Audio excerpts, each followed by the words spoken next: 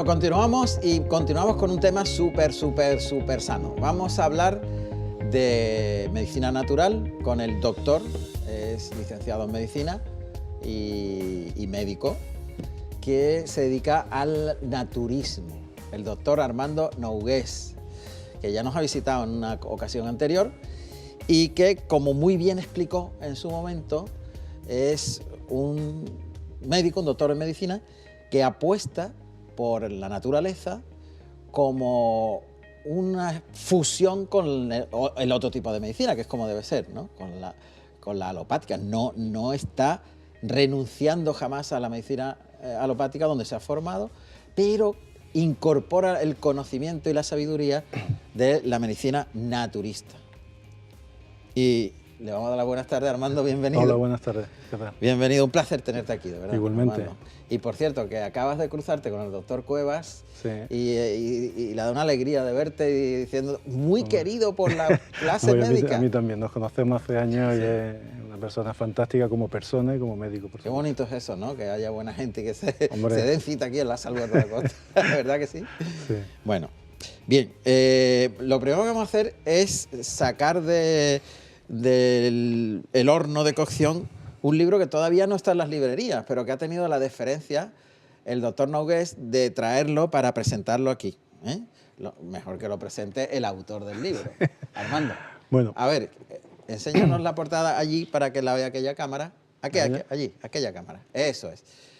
Tiene un nombre un poquillo así rarillo, ¿no? Por eso me he obligado a escribirlo. Se llama Sofrodinamia, ¿qué es y para qué sirve? Salió hace unos pocos días y lo voy a presentar el día 18 en la librería Proteo. Y desde hace años yo me dedico, una de las cosas que hago es trabajar con grupos de sofrodinamia. Claro, como tiene ese nombre tan raro, sí. La pregunta era obligada, ¿eso qué es? ¿Eso para qué sirve? ¿Qué es?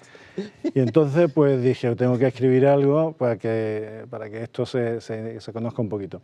Claro, la dificultad que yo tuve es que cuando traté de explicarlo en mi primer intento me salían tantísimos folios que el trabajo no ha sido escribir el libro, sino quitarle folio al libro para que quede de una manera muy simple, sencilla, directa, que llegue a personas que no estén en este ámbito y que sea comprensible, ¿no? Ese es mi intento y a ver si lo he conseguido o no. Y para resumir, para la persona, para el oyente, el que no está viendo, que no le suena esa palabra de sofrodinamia. Tiene tres raíces griegas, sos, fren, dynamis. Sos significa armonía, fren significa mente. Dynamis viene de la medicina hipocrática, la capacidad de regulación que tiene un organismo cuando ponemos los medios necesarios para ello. Entonces es un enfoque, una disciplina que lo que trata es de aportar una mejor salud a los seres humanos, sobre todo trabajando en el aspecto mental, emocional, el estrés, el aspecto también espiritual, a través de la armonización de nuestra vida. Cómo mejorar nuestra vida un poquito más a partir de las herramientas que tenemos. Tiene mucho de filosófico, Armando. Tiene mucho de práctico. También. Si esto no sirve para la práctica, mejor se queda uno en su casa. Bien. Porque lo que trata de mejorar nuestra vida en el día a día, ¿no? Mejorar primero la relación con nosotros mismos y después la relación con los demás. O sea, si eso no es práctico, pues a ver qué lo es, ¿no? Está claro que estamos desenvolviéndonos en un ámbito donde hay una rigurosidad muy importante. De hecho, una de las, digamos, máximas fundamentales de la Salva a toda costa durante 21 años es la rigurosidad de lo que aquí se expone, ¿no? Lo que pasa es que sí suena muy nuevo, aunque no lo sea, porque parece que tiene sus raíces en la filosofía antigua, hipocrática, pero quizá en estos tiempos sí que suena como algo muy llamativo, ¿no? Mira, la fuente de donde surge todo esto surge de mi trabajo y de mi experiencia personal, ¿no? A lo largo de los años.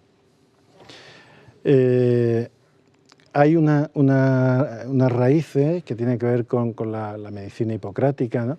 Pero tiene también unas raíces desde el punto de vista filosófico y espiritual que tiene que ver con las enseñanzas tradicionales que a lo largo de miles de años nos han venido sobre todo de Oriente, pero tiene una fuente de inspiración importante en lo que es la ciencia actual, tanto del mundo de la psicología, de la neurociencia, por ejemplo, pretende ser una disciplina fundamentalmente sistémica. La teoría sistémica, la teoría de sistemas del siglo XX, es decir, que no es algo antiguo, sino que lo que trata de incorporar es una fundamentación científica a todas aquellas enseñanzas que a lo largo de los miles de años nos han llegado de otras disciplinas. Qué bueno, eso es tremendamente interesante y además dota de más rigurosidad todavía, si cabe, lo que estamos tratando, ¿no?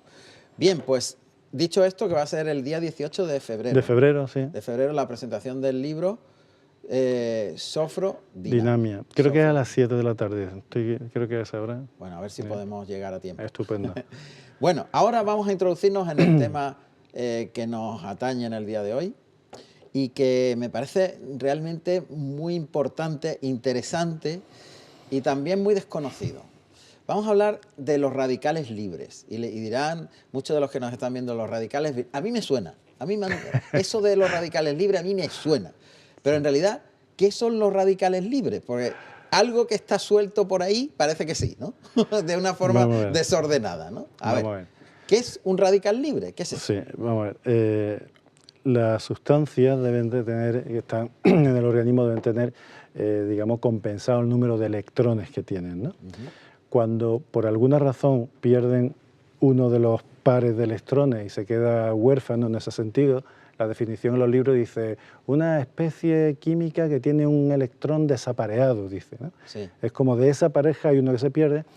Entonces, los electrones están dando vuelta alrededor del átomo, entonces es como un sistema planetario. Y tiene que haber un equilibrio. Sí. Cuando se pierde ese equilibrio y se pierde uno de los electrones y queda uno sin pareja, digamos que se vuelve un poco agresivo.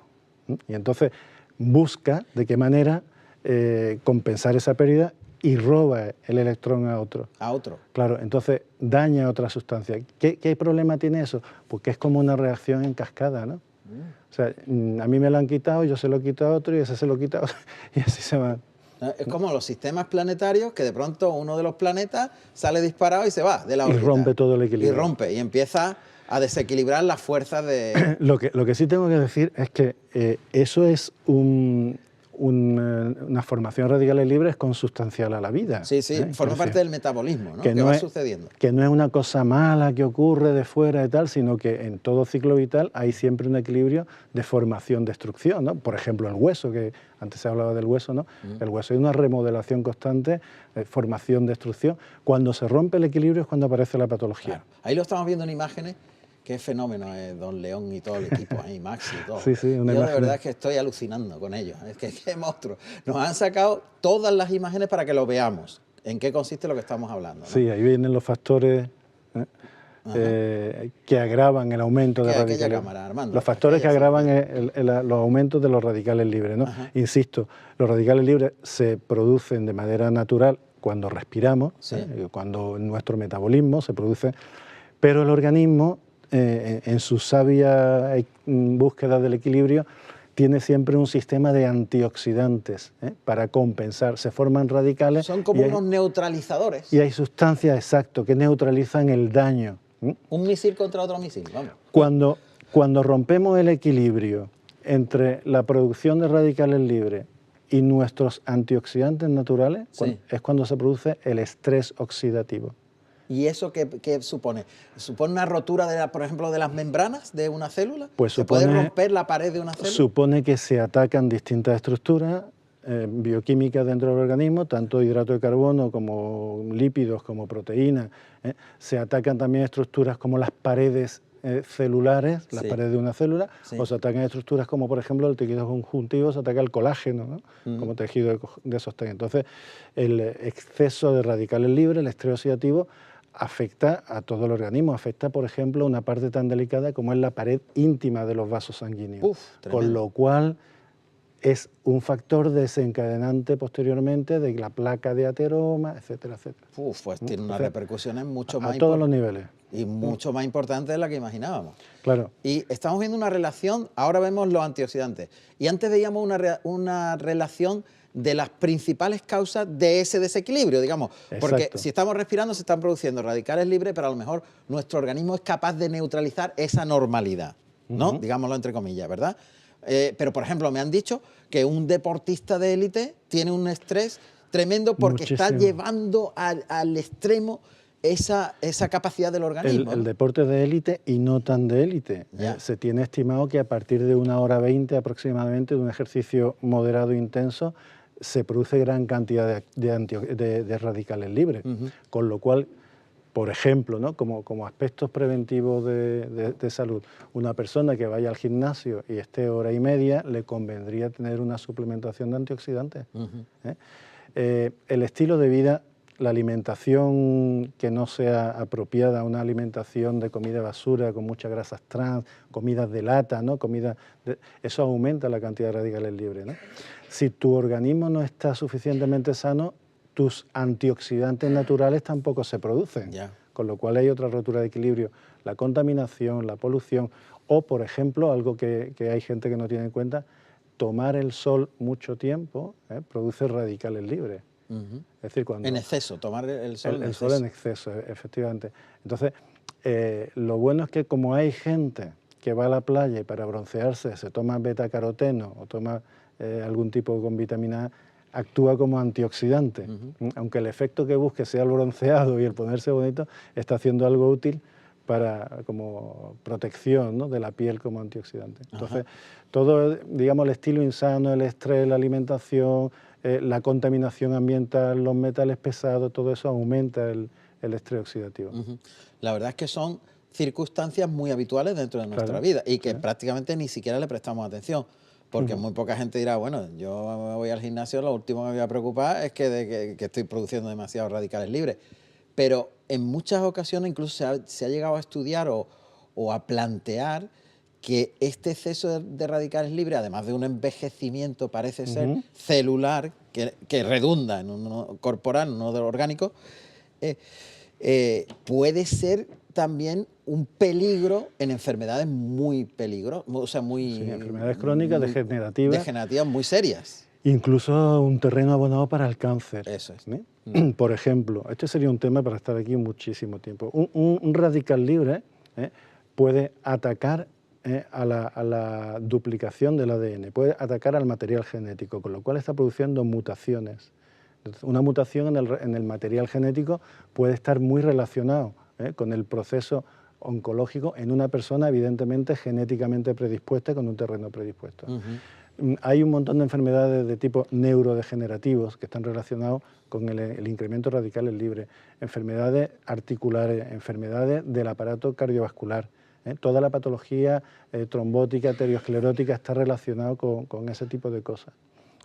Por ejemplo, los radicales libres también tienen su función en el organismo, ¿no? Entonces, decía antes que cuando hay una heridita dentro de un vaso sanguíneo, las plaquetas tratan de taparla, eso lo sabe todo el mundo. Sí.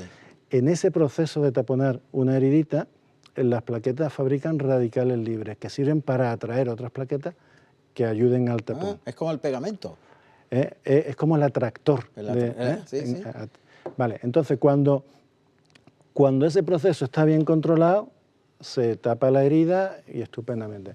Pero cuando ese proceso se descontrola y la persona, por ejemplo, no tiene la capacidad de antioxidación necesaria para ello, pues en lugar de tapar la heridita, lo que puede ser es la base para un trombo, para una placa ateromatosa. Entonces, a nivel del endotelio vascular, el equilibrio de nuestros radicales libres, de nuestros antioxidantes, es fundamental. Y estamos hablando de cosas serias, ¿no? Claro, porque vamos a ver, muchas veces hablamos del endotelio. El endotelio es como un tapizado interior del tubo de una arteria, ¿no? Lo que tapiza la tubería por dentro. Por dentro. Tapiza la tubería por dentro, eso es el endotelio. Exacto. Y ahí se producen muchas micro roturas frecuentemente, que muchas veces son la causa de que se vaya despegando y entre el colesterol por ahí, ¿no? Y forman una placa de ateroma. ¿Ahí tienen incidencia los radicales libres?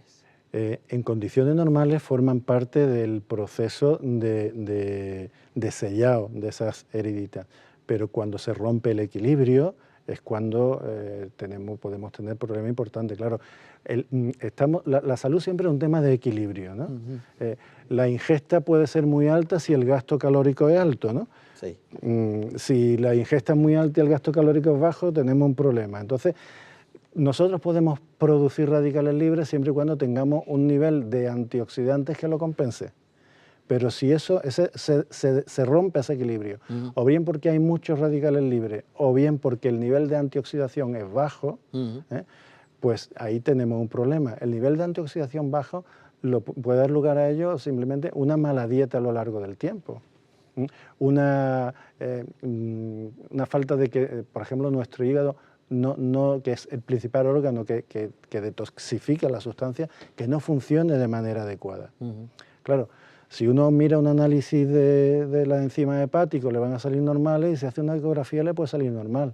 Necesitaríamos mirar otros parámetros bioquímicos para ver el nivel de oxidación de esa persona. Es muy interesante, es un tema realmente apasionante.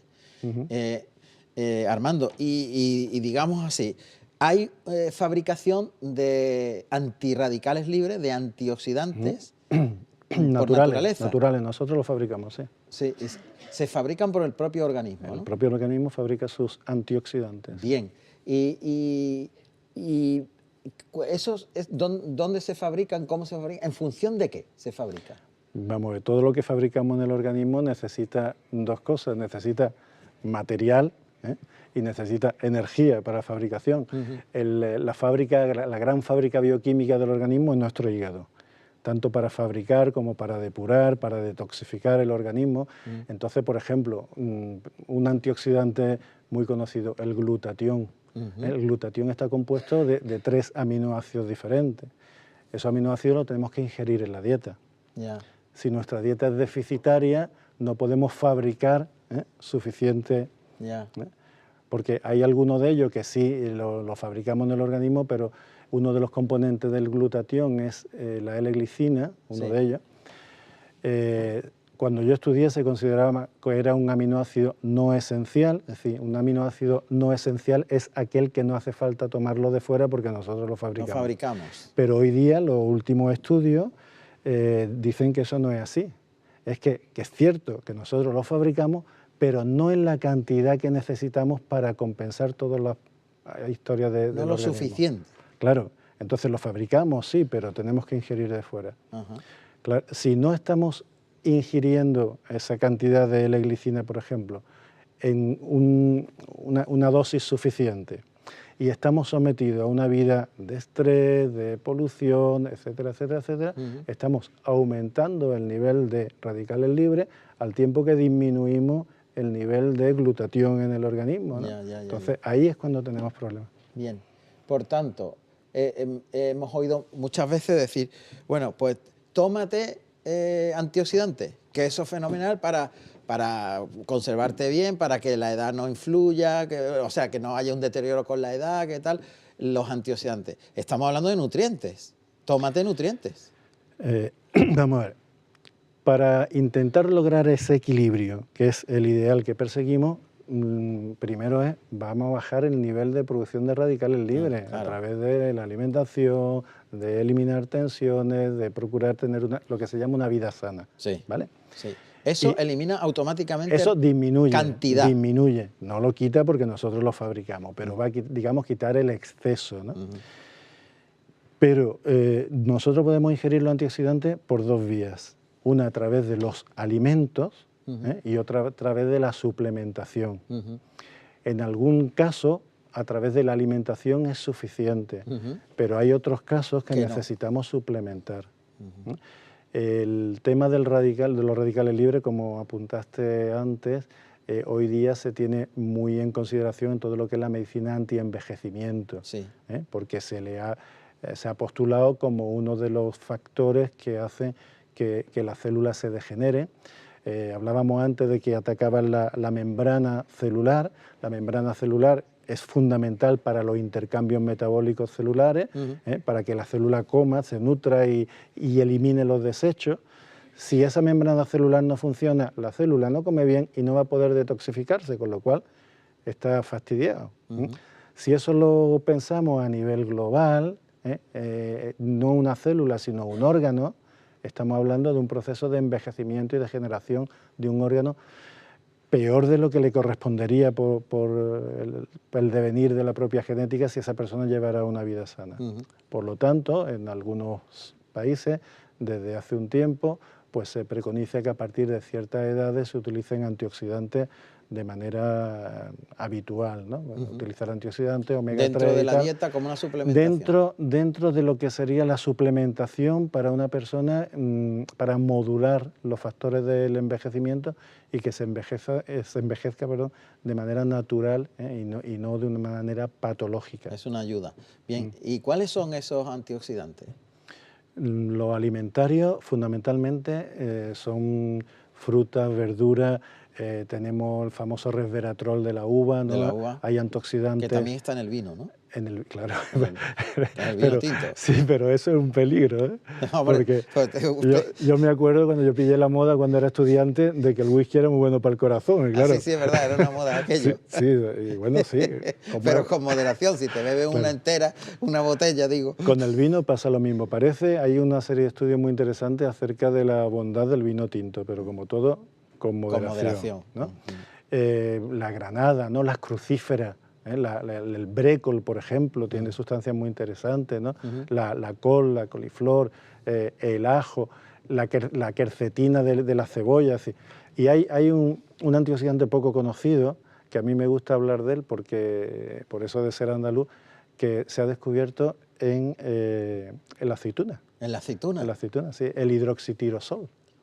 Y el hidroxitirosol tiene una gran potencia antioxidante, es poco conocido todavía, y hay un ácido, que es el ácido maslínico. En la Universidad de Granada ha desarrollado mucho el estudio de ese ácido, incluso están patentando un producto y tal, que se ha visto que tiene propiedades antioncológicas, ¿no?